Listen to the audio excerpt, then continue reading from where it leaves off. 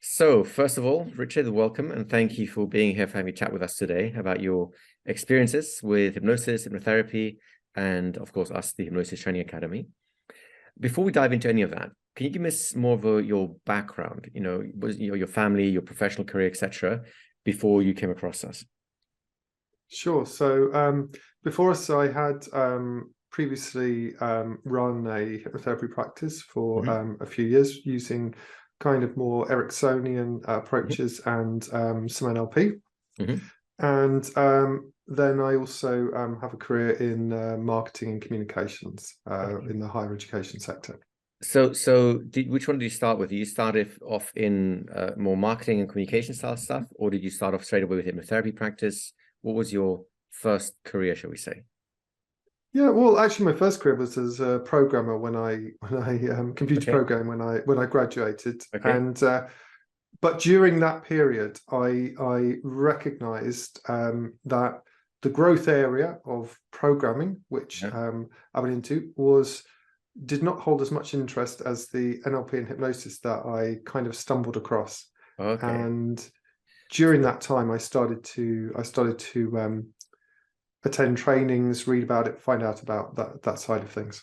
Okay, so walk me through it. What was it? What was your day-to-day life as a computer programmer? What was that like?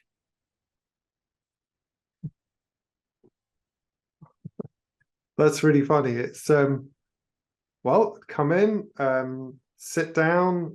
We originally with one big bank in London, NatWest, would come in, sit down, try and figure out lines of code. During that time, we were taken over by another bank, the Royal Bank of Scotland, so we had to move to another office. And it was a lot of, it was more recognizing for me that I really enjoyed the human interaction. I really enjoyed seeing people. Sitting by myself in front of a screen was not really gonna be the career for me, even though I progressed up to the management level. Got it. So what else was missing for you? I get the human contact was one of them. What else was missing you from that career?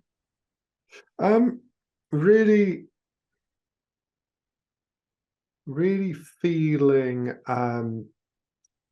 like this is something that I'm super confident at, that it is that my enthusiasm is aligned with it, that my that it comes fairly naturally, at least in terms of intrinsic motivation. Right. And how did those missing elements affect your life outside of work?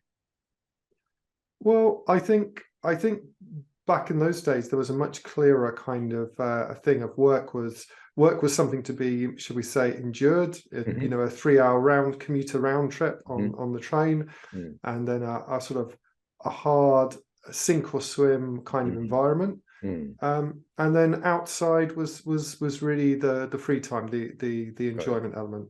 Got it. And do you mind if I ask you roughly how much money you were making as a programmer?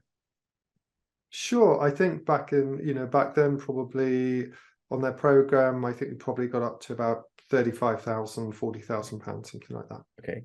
And how many hours would you be at work actually doing your stuff? Probably 35. Okay, so normal standard sort of work life, right? Normal sort of normal 9 to 5. And what kind of limitations that put on you, like the income and the time elements and so on, in terms of how you could live your life outside of work? Yeah, I think there was a very particular it put a lot of constraints, because actually during that time I did some NLP and hypnosis training, and I started seeing people outside, and I just and the dichotomy became really much clearer. On the one hand, seeing people and working with them and helping them out, just being there for them, listening, working through stuff was very natural. On the other hand, going in the office where there was it was considered almost your badge of honor was to endure difficult problems without asking for help or without support. Right. So it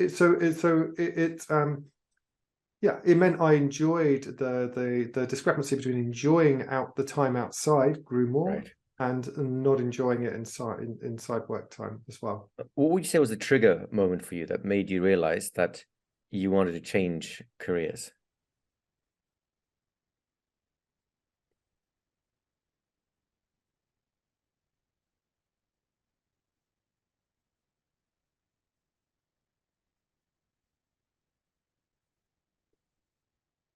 I think there was a certain point where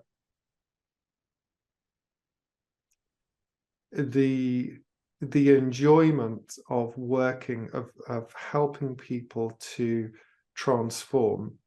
I mean, I remember I had several weekends where I was full with clients, with people, just word of mouth recommendations, and I enjoyed that so much.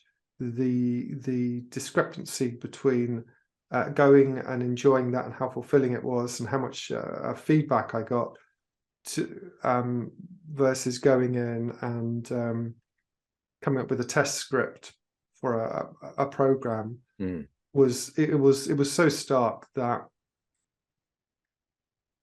I just knew that that was what I wanted to do. Got it. And what do you get personally out of doing more hypnosis style work with people? It's really interesting for me. There's two sides to it, but from my point of view, I love the thrill, the adventure of going from a stuck state to something more resourceful. And I love seeing other people on that journey. And really, for me, it's always about a journey, and I go there internally with the client. So when we have a good rapport, and that person wants to change, and they're invested in it, and they feel comfortable with me, I find it naturally easy to attune to where they're at. And as I start changing and moving a little bit in a different direction, that also tends to happen with them. If they move in a slightly different direction, I'll move there with them. So there's a great opportunity to experience, should we say, the thrill of transformation, the joy of seeing somebody just go and enjoy their life. You know, for instance, I have many clients, but some have just gone on afterwards. They have sold books, they've got married, they've just got on and enjoyed their lives. And that, for me, it's just a wonderful experience. My son said to me the other day, he said, "I know you help people stop smoking. Have you ever helped anyone?" And I said, "Yes." I said, "I've had hundreds of people who still, after 23 years, they still stop smoking. They're still happy. They're still healthy." And that feels really good. It feels that in some small way, I'm making a positive difference. Nice. Very nice. Now, of course, you mentioned that before you learned hypnosis with us, you had gone through some other schools, some other processes. Yep. What is about hypnosis in general that attracted you? To the school. No, not to our school yet, just because before you came to us, you actually learned styles of hypnosis as well. Yeah. So what was it that pulled you from your career as a programmer to hypnosis? Because they seem like very different worlds. Yes, that's a great. Well, honestly, the everything seemed to be like a serendipitous accident. Right. I was interested in learning strategies and reading. I came across a book that suggested that if you wanted to improve that, learning NLP and hypnosis was the way to go. And the Silver Method. I'd not heard of those before. But I was intrigued. And so I booked on the first course I think I booked on was an NLP one, which, as it turned out, about 60-70% of that was teaching us hypnosis. Right. And immediately I felt the change inside, the way that I would want to feel, that I was typically used to feeling only maybe going out with friends or at weekends. And to realize that I could feel that in a few seconds seemed like it seemed like the sort of, should we say, the keys or the password to open sesame and go inside the cave of wonders had been opened. Right. And how well did your career as a hypnotist go before you came to work with us? Well, it had probably after about 6 years, I had built it up to sort of comparable to where I was. Well, when I was working full time in the bank, but it was a huge struggle. And I think not because what I hadn't realized was that it's very I think working and caring for people and looking after them and going the extra mile, that goes without saying. But if you don't have a marketing or if you don't have a background in marketing, if you don't know how to do referrals, if you don't have systems in place, you have to learn all those things. And that was really the challenge, first of all. And secondly, most schools, certainly all the schools I knew up to that point, you would do a training and then you were kind of you were on your own. There weren't sort of platforms, there weren't resources, there weren't really communities where you could have ongoing support if you got stuck on something, or even if you just wanted to share, have a conversation about a particular topic with some colleagues. What's important to you about those things? Why did you miss those things? Well, I think that looking back on it, it's great working with people. It's great to have clients there, but it's also important to have a community where you can evolve and grow. For instance, if there's a challenging client, or if your energy level's low, or if you're trying to contemplating working in a particular area, or if there's somebody who you might not work with but who you want to refer on, and even just from a point of view of friendship and connection, as social beings, we need that. And so I think if you're working independently by yourself, having that in place is probably one of the more important things for kind of overall well-being. Right. And how did you hear about our Hypnosis Diploma School? Well, it was interesting. I heard about it and made a decision probably on the basis of one sentence, which and kudos to whoever wrote that. And and so I think I'd studied several of your programs. I'd done the Beyond Self-Hypnosis and some other ones, and Beyond Self-Hypnosis really made a huge positive difference. So I was looking at some of the other ones, and I signed up for your email list, and an email came through that said, "Where would you like to be in 2 years? What kind of person would you like to be? Where would you like to, what would you like to be doing? What would you like to be experiencing? Where would you be, and what kind of person would you be? That's different." And I'm sort of paraphrasing. And I went in. I probably spent about 20 minutes, half an hour, just sitting in my chair and contemplating what I would like with that. Just working with people, having building up a new set of expanded approaches, more conversational approaches, having some bigger, having more clients, and also feeling more, and also developing that kind of sort of more confidence in myself, just in terms of, say, networking and having those kind of conversations. Right. And what was it like actually going to the diploma school in the end? Well, it was really interesting because on my first day, I remember I joined one of the orientation calls with Bob the very first day, and he said, "Oh, it's great you're here. Let's dive in and do an exercise. We'll get some language cards out and do those." Now, that was kind of within my comfort zone, but I wasn't expecting to go straight in and do that. And so, but it was ideal because from the get-go, there was warmth and friendliness, and there was a practical element of doing stuff. And I got benefit. My fellow students, instructor got benefit, and we had a really good time. And So that sort of set the tone really for everything else that came after it. And what did the being at the school do for you? Because you were already a hypnotist beforehand. What did you get from being at the school? Well, I was thinking about this earlier, and there are probably about 7 things that I can think of that I got. I mean, there are many more, but skills, definitely some new skills, particularly I mean, there are many skills we can talk about in the different streams, but the applied conversational hypnosis stream was something completely new, completely different. I had not seen anything like that anywhere. I've seen a book out this year, I think maybe last year, that finally incorporates some elements of that by an academic. But honestly, I've never seen anything like that before.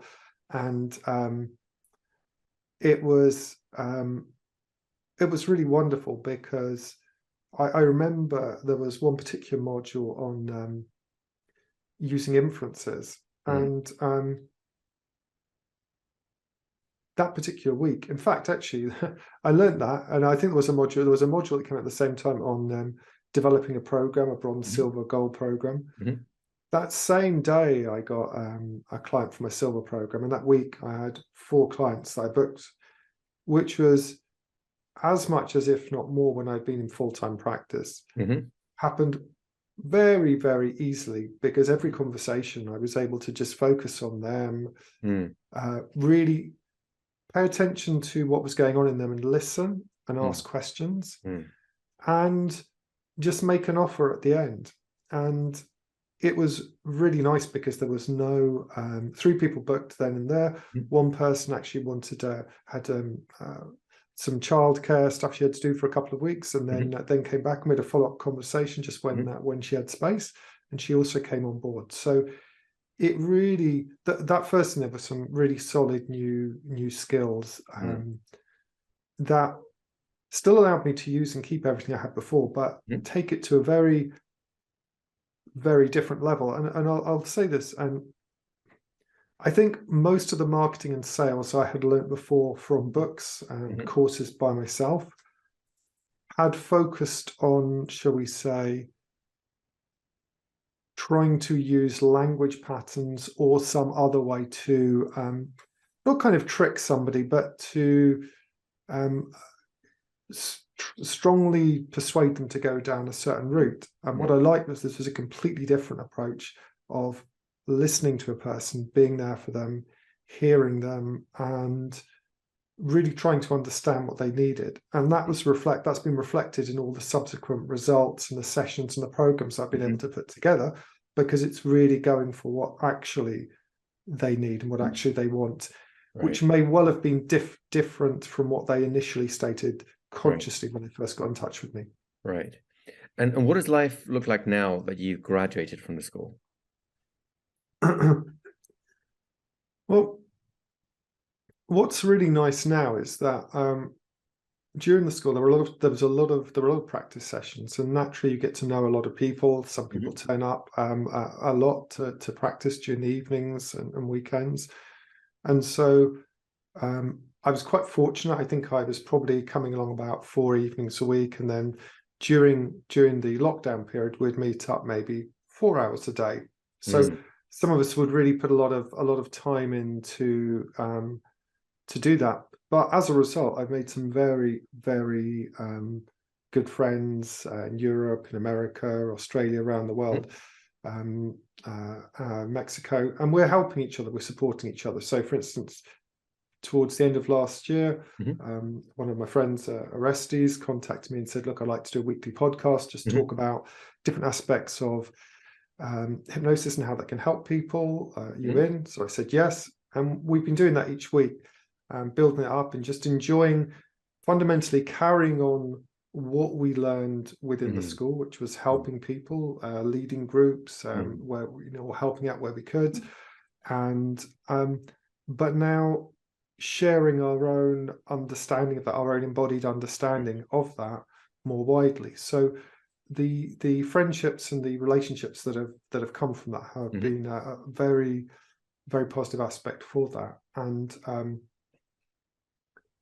it means that we're keeping on evolving, we're keeping on Right. growing. So Right. if one of us gets stuck in a particular area, or whether it could be something to do with personal growth, or wants some advice in a particular area, maybe related to business, or they are trying to think about a particular program they put together, we have that support in place Nice. to help each other do that. Nice. And do you mind if I ask how much you charge for a client now? Sure. So my in terms of the clients who I work with, for stopping smoking, that's £3,000. For working with an anxiety issue, it will usually be 1,500. And then I have clients who, for instance, have wanted to stop gambling, and that will start at £5,000 upwards, depending on their needs, depending on the package that they have. And are you finding it difficult to get people to buy these programs, or once you have a person with actual need, do they usually get excited by those? Yes, I would say when I have somebody who's interested, when I connect with somebody, either usually from a referral, or if they find me via my website, what's really nice is I think I'm in a really, probably my favorite sort of place now, which is all I'm interested in is finding out what their problem is and whether it's something that I can help them with. And then really, my aim will be to help steer them to a particular, whatever, give them some advice or solution or tactic or book or resource they can use, whatever. And if there's a good match, then I'll simply present the programs that are there. And actually, what's really nice is, more often than not, by the time we get to have a call, we're on the same wavelength. Nice. And the finance side of it really takes care of itself. Nice. What would you say to someone who's watching this interview right now, who's thinking of becoming a hypnotherapist through the diploma school, but wasn't sure what to do? What advice would you give them? Well, there's lots of people you could ask, or there's a lot of people you could I'm sure that could be put in touch with, who've done the program, who could talk to you about it. But what's nice is you can usually come in and try it out for a period of time anyway. I think that if you're interested in growing, if you're interested in learning any aspect of working with the unconscious mind practically and get results, if you want a community that will support you to do that, if you want to be able to do that and jump online and do that any day of the week, through a bunch of different times during the day, if you want materials that you can go through that will take you through how to have a conversation, how to structure your business side, how to learn sort of networking skills, how to, alongside all the hypnosis skills, then I think it's probably the only place. It's certainly the most comprehensive set of resources that are out there, but it's also probably the best community for that, in the sense that you can come and you can stay there as long as you want. You can, even once you graduate, there's people are still there, so you can still have that there and have those resources there. So I would definitely suggest diving in, trying it out, and seeing how you can continue to improve and grow. Because when you are somewhere where you can really embed the idea of good practice, pushing yourself a little bit, getting instant feedback, and using that to grow, then that you're making progress. You develop a really strong ability to keep growing with the practice that you're doing, which means, well, that you're growing. That by the time you work with somebody, you're able to help them. And actually, what I found is, people within the first few months, if they want to, can start seeing real clients. There's nothing really to stop you doing that once you dive on in and give it a go. Nice. Anything else you want to say? just I think it's nice within the school. There are opportunities for you to grow in a lot of different ways, to lead your own groups, to learn. There are segments that there are people with a wide range of experience who will put on groups and sessions to cover a wide range of topics alongside even the material that's there. So if there's something that you want to learn about or a particular niche that you're interested in, chances are you will find someone there who knows about it or is happy to share information on it. And you'll find people are very, very happy to do that. Nice. Well, Richard, thank you so much for taking time out to talk with us today and sharing your experiences. I wish you all the very best with your ongoing journey, and we'll be in touch. Thank you, Igor.